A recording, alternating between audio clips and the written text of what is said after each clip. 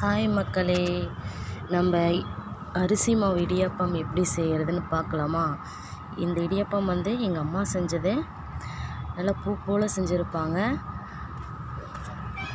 எப்படி செய்யலான்னுட்டு பார்க்கலாம் வாங்க.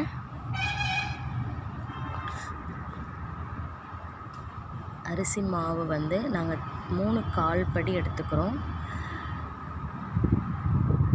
மாவு எடுத்து ஒரு அகலமான தட்டில் ஃபஸ்ட்டு போட்டுக்கணும். இது கரெக்டாக 3 கால் படி, ஓகேங்களா? இதுக்கு தேவையான அளவு சால்ட்டு ஆட் பண்ணிக்கோங்க. ஆட் பண்ணி இது பச்சை தண்ணி தான். பச்சை தண்ணி கொஞ்சம் கொஞ்சமாக ஊற்றி நம்ம சப்பாத்தி மாவு பிசையும் இல்லையா, அந்த மாதிரி நல்லா பிசைஞ்சிக்கோங்க. ஒரேடியாக ஊற்றி பிசைய வேணாம், கொஞ்சம் கொஞ்சமாக ஊற்றி பிசையுங்க. அவங்க எந்த பக்குவத்தில் செய்கிறாங்கன்னு பார்த்துக்கோங்க.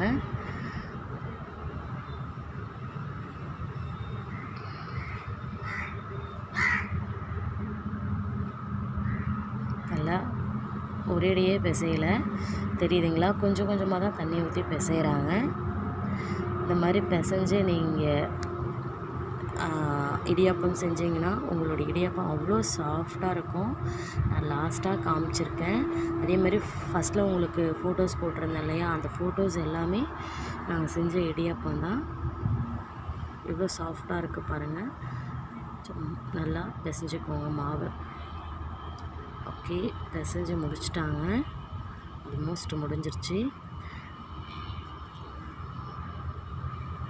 இப்போ மாவை எடுத்து இடியாப்பச்சு இருக்கு இல்லையா, இந்த மாதிரி கட்டையில் இருக்கும். அந்த இடியாப்பச்சில் நீங்கள் புழிஞ்சிங்கன்னா ரொம்ப சாஃப்டாக இருக்கும். இட்லி குண்டால் தண்ணி ஊற்றி துணி போட்டு சின்ன சின்னதாக ஊற்றிக்கிறோம். பிழிஞ்சு எடுத்துக்கிறாங்க. 2 தட்டு இருக்குது. ஒரு தட்டு இது பண்ணிட்டாங்க. இது செகண்ட் தட்டு.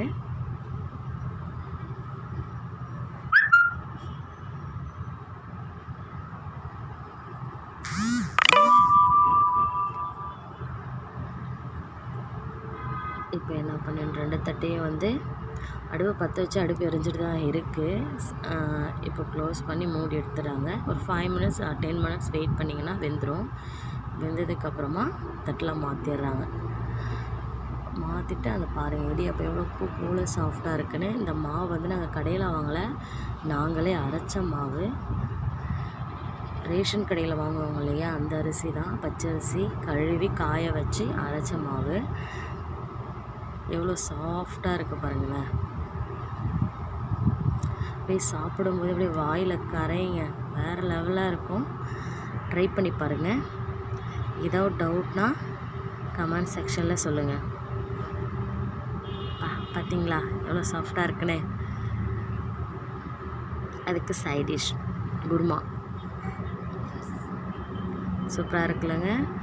ட்ரை பண்ணி பாருங்கள். பாய்.